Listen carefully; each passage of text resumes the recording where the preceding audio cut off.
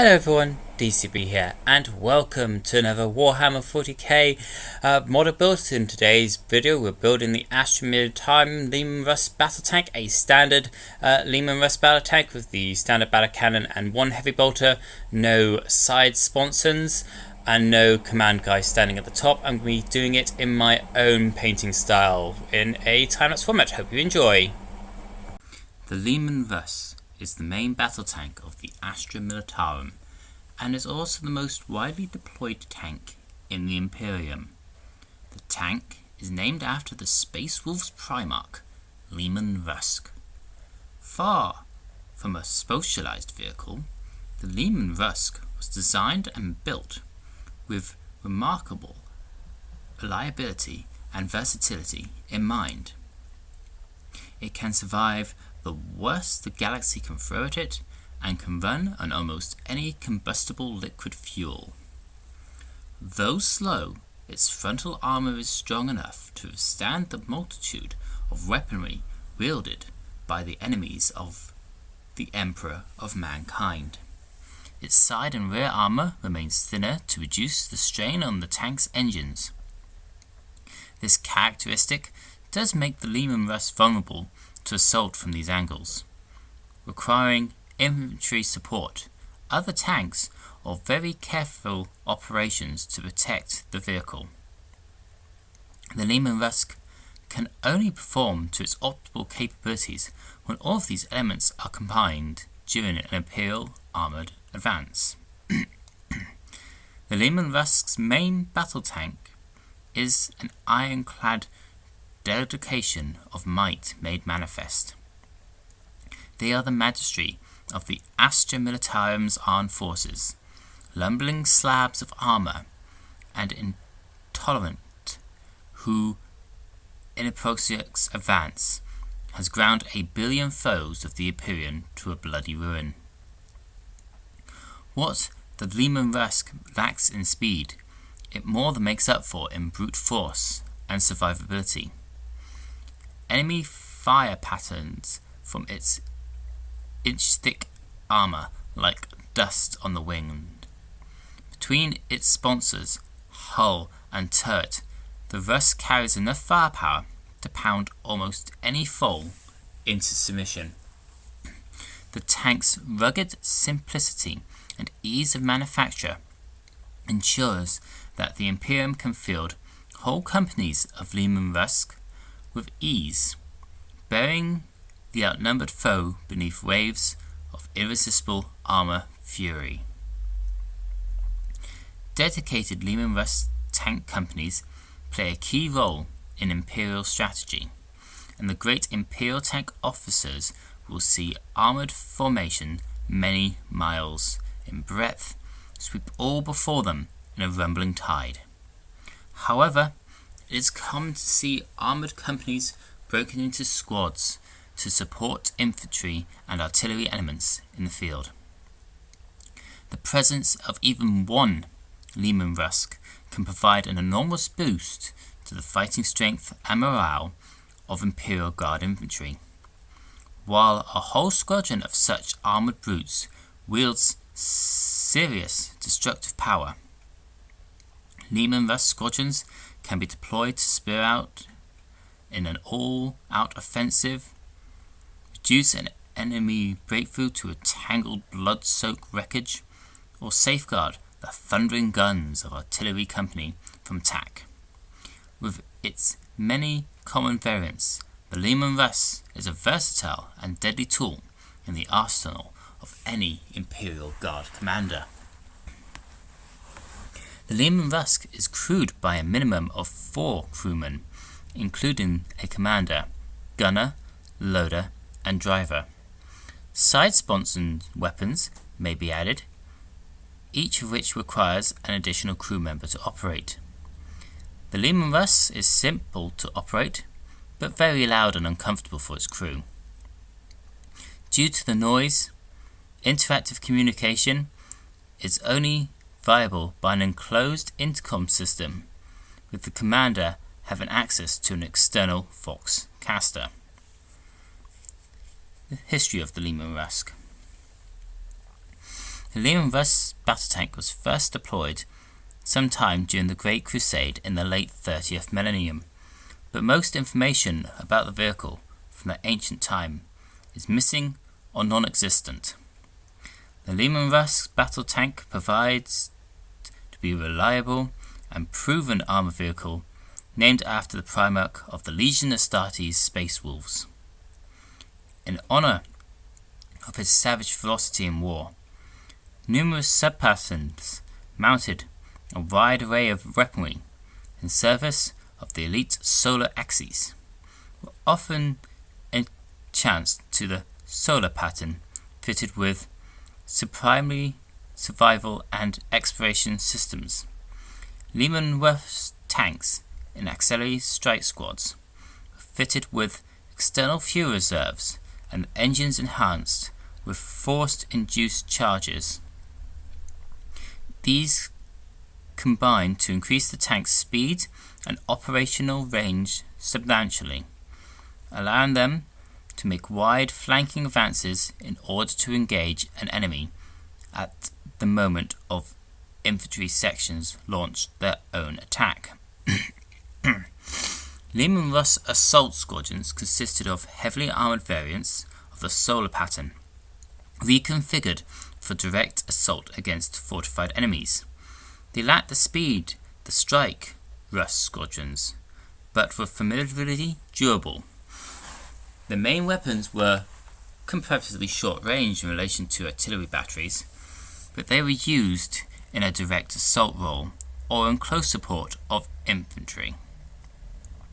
In particular, those mounted in Dracon's armoured carriers, the plasma destroyer mounted on the executioner, and the Vorkite demi-cavern, which was the incinerator, was armed, were rare and highly prized weapons more commonly seen in the war machines of the Legion Astartes, and they had to be painstakingly calibrated and intricately mismanaged by tech priests assigned to the cohorts to ensure their continued operation. In the 41st millennium, the Leman Russ tank is the mainstay of most Imperial Guard armed regiments, and is produced by the millions in Forge Worlds and Hive Worlds, manufacturers across the galaxy. The tank is also used by many other Imperial forces such as Planetary Defense Forces and the Adeptus Abats capabilities. The Leman Russ seems to be a crude, slow and poorly designed tank, but it is an excellent benchmark for the abilities and advanced nature of Imperial technology. Despite being famed for its simplicity and reliability, the Leman Russ is an extremely complex and advanced main battle tank. The tank's frontal armour is 150mm thick, meaning it can withstand all but the most dedicated anti-tank weaponry. Yet, its side armour is much thinner, with a range of 105 miles on just 360 gallons of fuel, a feature that later Leman Rusks would also possess. The Leman Russ can also accept almost any sort of combustible fuel, though its top speed is a mere 29 km an hour. This is mostly because of the extremely heavy governing of the tank's engines. As a properly tuned Leman Russ can reach speeds in excess of 70 km an hour. Leman Russ is also noted for its ability to turn on a dime, and its ability to reverse directions is only seconds remains a signature move for the vehicle. The Russ is equipped with a variety of high-tech scanners and Auspex systems, plus internal dampening technology designed to provide better stability for the firing of the tank's main weapon. Armaments. The basic and most common armament of the Leman Russ tank is its turret-mounted battle cannon and a hull-mounted heavy bolter. Alternatively, a las cannon can be mounted on the tank's hull instead of the heavy bolter. The Leman Russ can be equipped with 2 sponsored mounts, one on each side. The most common configuration of the sponsored mounts is 2 heavy bolters or 2 heavy flamers. Leman Russ tanks that are part of a well-equipped armed regiment sometimes have 2 multi-melters or 2 plasma cannons as their sponsored weapons. The tank can also be equipped with camouflage netting, extra armor plating, hunter-killer missiles, improved communications equipment, a minesweeper, a pyre-mounted heavy stubber or storm mortar, a searchlight, tank guards, rough terrain modifications, a dozer blade, and smoke launchers. That is the history, the armaments, and a bit more information about the lore of the Imperial Guard Leman Russ Battle Tank. Now, enjoy the rest of the video with some copyright-free music.